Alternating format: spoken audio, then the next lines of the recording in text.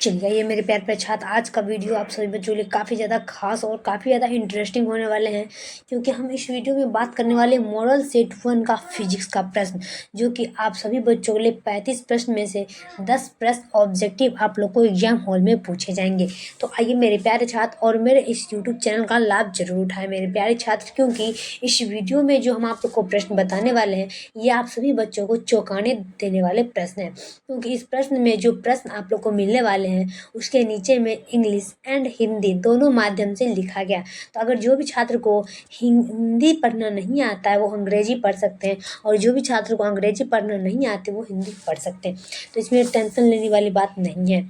तो सबसे पहले मेरे प्यारे छात्र, जो भी छात्र मेरे ये इस यूट्यूब चैनल पर नए होंगे और कृपया चैनल को लाइक जरूर कर दीजिएगा, और वीडियो अच्छा लगे तो कमेंट करके शेयर जरूर करिएगा। और मैं बता दूं मेरे प्यारे छात्र, आप लोग को नए नए नोटिफिकेशन पाने के लिए चैनल को सब्सक्राइब जरूर कर लीजिएगा, क्योंकि आप लोग मेरे चैनल को सब्सक्राइब नहीं करते हैं। और जितना हो सके उतना मेरे प्यारे छात्र मेरे वीडियो को शेयर करें, क्योंकि जो भी गरीब बच्चा है उनके लिए तो बहुत ज़्यादा खास, और आप लोग के लिए नहीं है, लेकिन जो गरीब बच्चा है उनके लिए पढ़ना बहुत ज़्यादा जरूरी और महत्वपूर्ण होता है। तो चलिए मेरे प्यारे छात्र, हम ज़्यादा टाइम नहीं लेंगे और अपनी इस क्लास को हम स्टार्ट करेंगे। क्या है, जब प्रकाश की एक किरण ग्लास स्लेब में प्रवेश करती है इसका तरंगदैर्घ्य क्या होता है? जब प्रकाश की एक किरण ग्लास स्लेब में प्रवेश करती है इसका तरंगदैर्घ्य क्या होगा? एक का ऑप्शन नंबर बी लगाएंगे, घटता है। क्या होगा? ऑप्शन नंबर बी, घटता है। सभी छात्र देखेंगे, एक का ऑप्शन नंबर बी लगाएंगे, घटता है।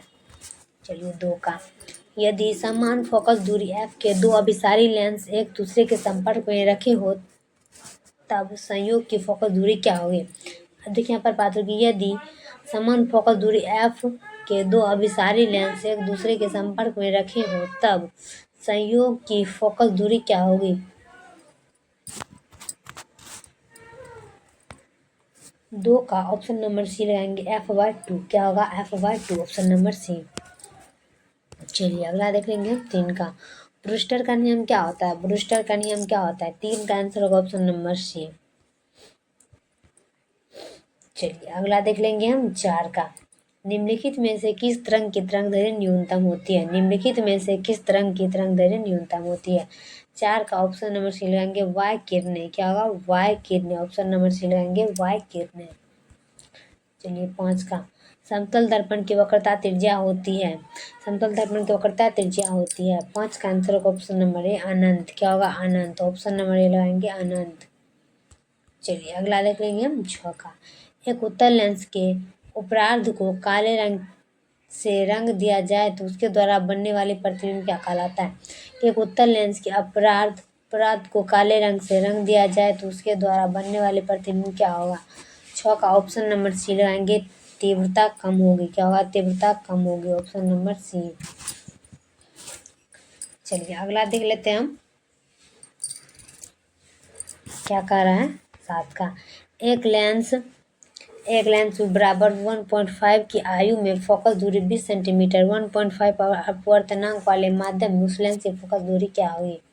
क्या कि एक लेंस यू बराबर 1.5 की आयु में फोकस दूरी 20 सेंटीमीटर है, 1.5 अपवर्तनांक वाले माध्यम उस लेंस की फोकस दूरी क्या होगी?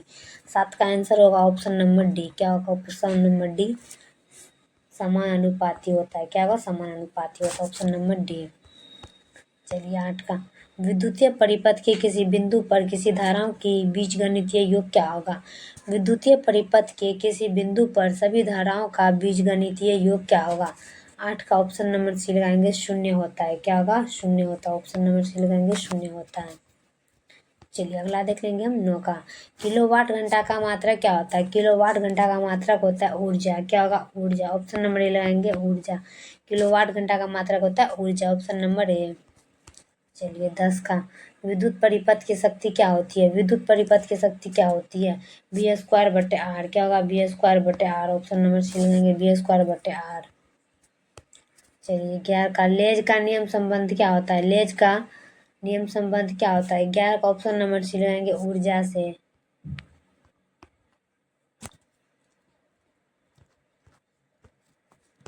ऊर्जा से। चलिए 12 का, कि चल कुंडली धारा मापी की सुग्राहित बढ़ाई जा सकती है। कि चल कुंडली धारा मापी की सुग्राहित बढ़ाई जा सकती है। ऑप्शन नंबर सी लगाएंगे, कुंडली का क्षेत्रफल बढ़ाकर। क्या होगा? कुंडली का क्षेत्रफल बढ़ाकर। ऑप्शन नंबर सी लगाएंगे। चलिए अगला देख लेते हैं 13 का। किसी कुंडली के स्व प्रेरकत्व की माप होती है। किसी कुंडली का स्व प्रेरकत्व की माप होती है। 13 का ऑप्शन नंबर ए लगाएंगे, विद्युतीय जड़त्व की। क्या होगा? विद्युतीय जड़त्व की। Option number A. चलिए अगला देख लेंगे हम 14 का। मुक्त आवास का परावैद्युतांक होता है। मुक्त आवास का परावैद्युतांक होता है। 14 का ऑप्शन नंबर ए लगाएंगे, 8.85 into 10⁻1 12 CN n-1 m²। Option number A. ध्यान से देखेंगे। चलिए 15 का।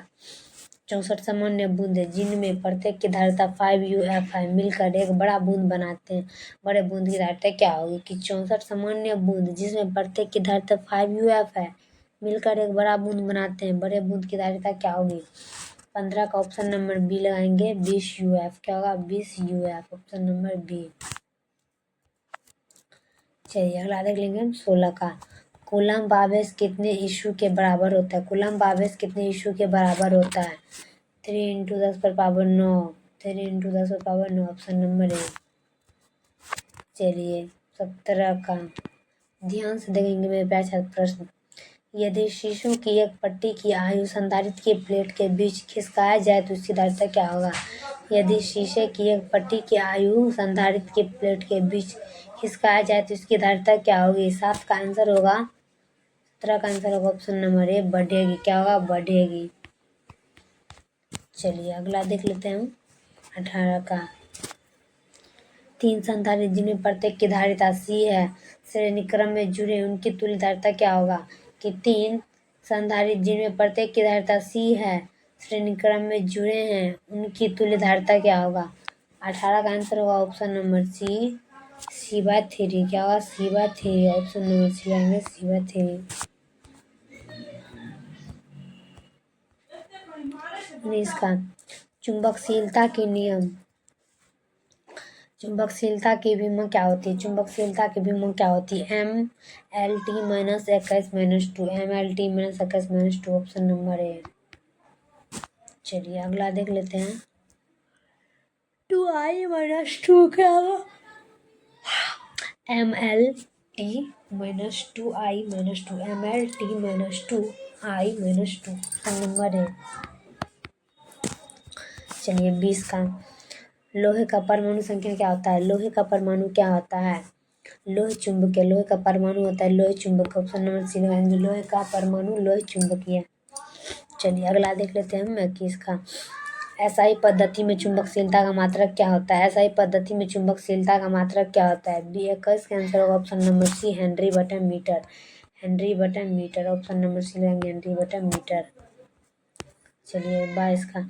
आयाम मांडुलन सूचांक का मान होता है। आयाम मांडुलन सूचांक का मान होता है। 22 का आंसर होगा ऑप्शन नंबर सी, 0 तथा 1 के बीच। क्या होगा? 0 तथा 1 के बीच। Option number C. चलिए 23 का।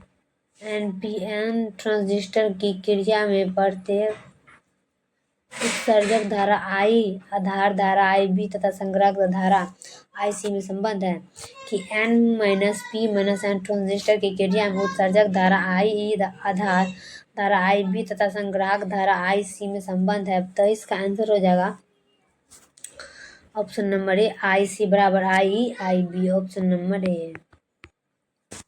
चलिए अगला देख लीजिए 24 का।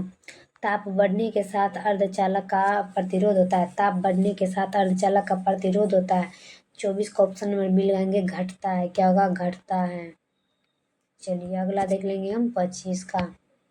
चित्र में दिखाया गया लॉजिकल गेट है। आप लोग सभी छात्र अपने कॉपी में चित्र बना लेंगे।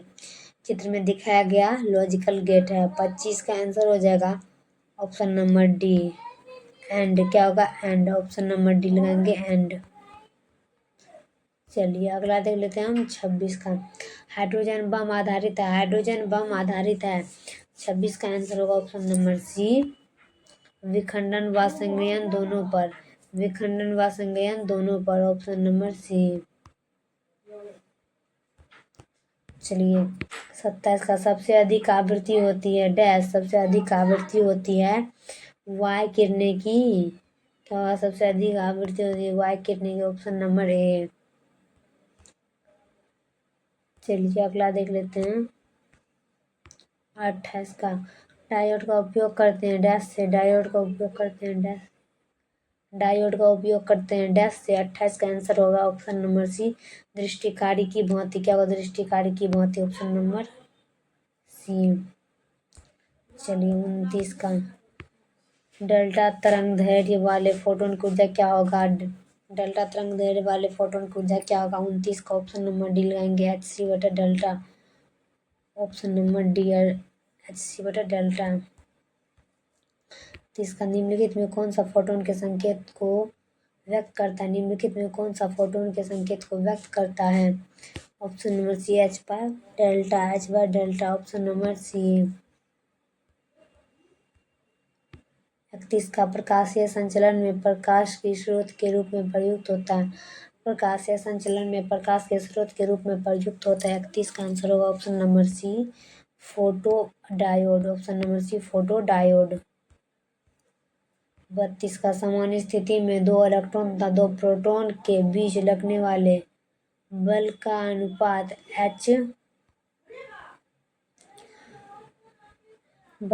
अनुपात होगा कि सामान्य स्थिति में 2 इलेक्ट्रॉन तथा 2 प्रोटॉन के बीच लगने वाला बल का अनुपात होता है। 32 का आंसर होगा ऑप्शन नंबर डी, 1। क्या होगा? 1। चलिए अगला देख लेते हैं 33 का। समांतरिता के n संधारितों को पहले समांतर क्रम में तथा फिर श्रेणी क्रम में जोड़ा जाता। दोनों आवश्यकताओं में तुल्य धारिता का अनुपात क्या होगा?